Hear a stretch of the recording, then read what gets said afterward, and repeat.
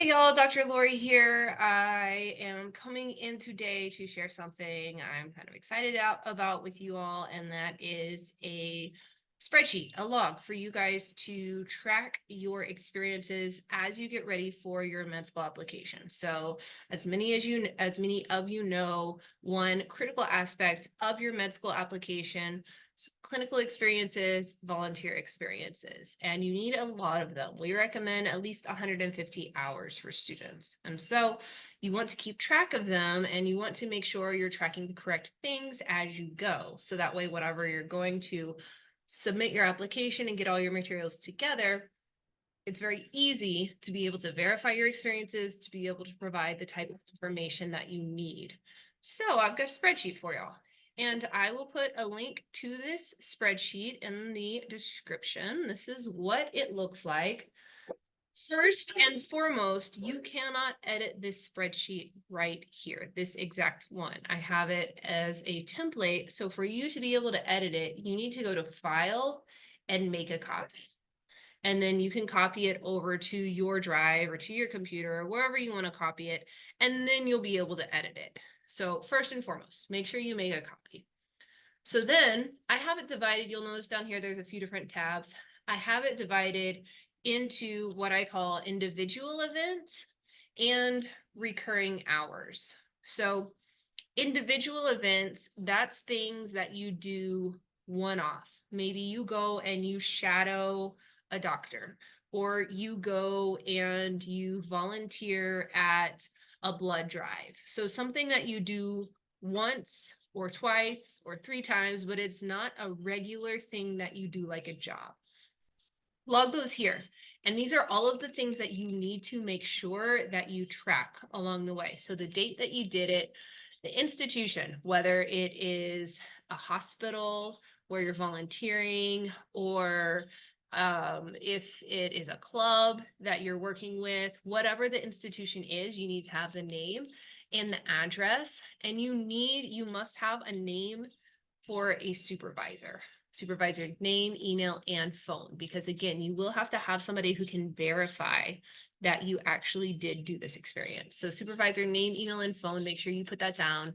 How many hours you worked, and the way the spreadsheet is, if it's, make this column just a number, and if it's like an hour and a half, put 1.5, right? If it's 30 minutes, 0.5, so make it decimals in terms of hours, and then describe it.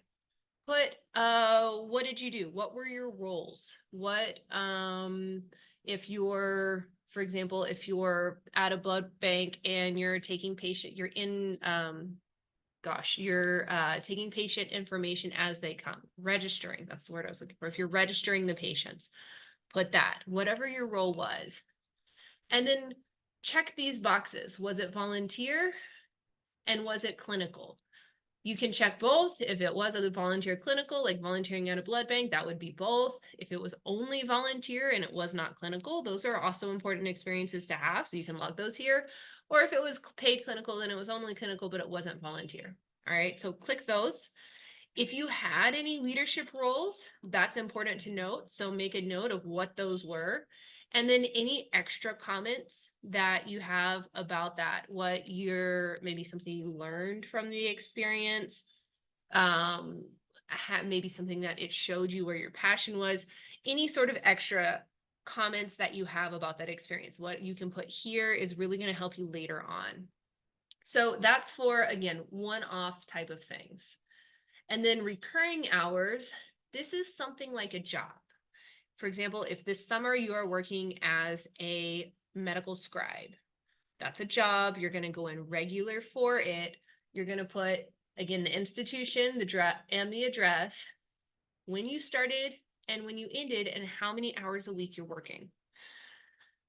And if you're taking off, so if you maybe work 10 hours a week, but you took a week off, then you have 10 hours a week, but you took maybe a week off. So 5 days a week at 10 hours, you took 50 hours off, right?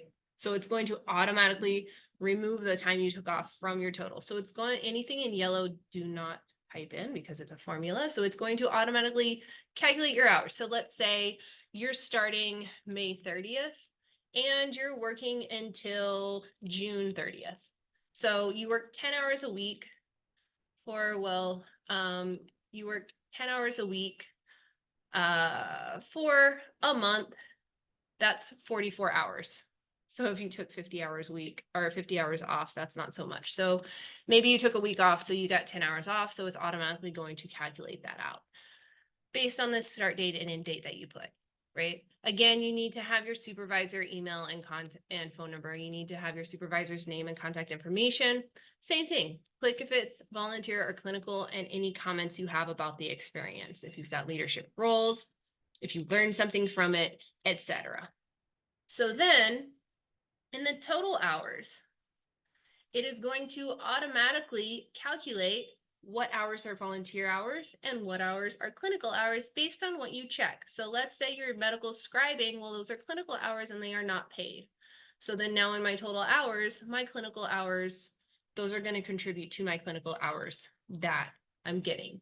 Again, you want this to be ideally over 150 hours. So you're going to be logging your experiences as you go. Again, these are individual events or recurring hours. Don't touch these things in yellow because again, they're formulas. So then the last one is any sort of unique experience.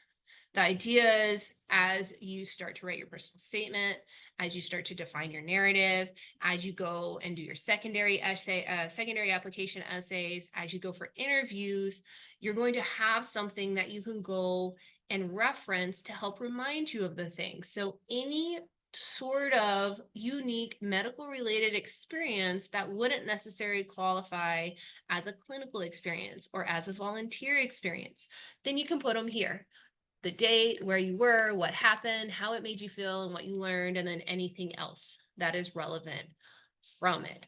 So this is kind of, it becomes almost a pre-med journal for you to have as you go along. So that way, whenever it's time to submit your application, you don't have to wreck your brain. You don't have little bits and pieces of things kind of scattered all around. You have one place where all of your experiences lies that for you to reference, and you actually have some comments and some leadership roles and some things about how you felt about it already noted through the years. So it's going to make it very, very easy to put this part of your application together. So let me go ahead and go and delete this.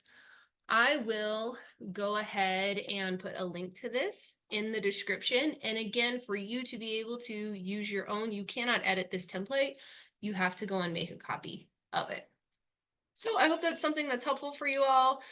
Don't forget, volunteer experiences do not have to be clinical. Clinical experiences that are volunteer are great, but also volunteer experiences that just support you making an impact in your community are also important to have. And a lot of times secondary applications are going to be an opportunity for you to draw on those experiences that you have as well.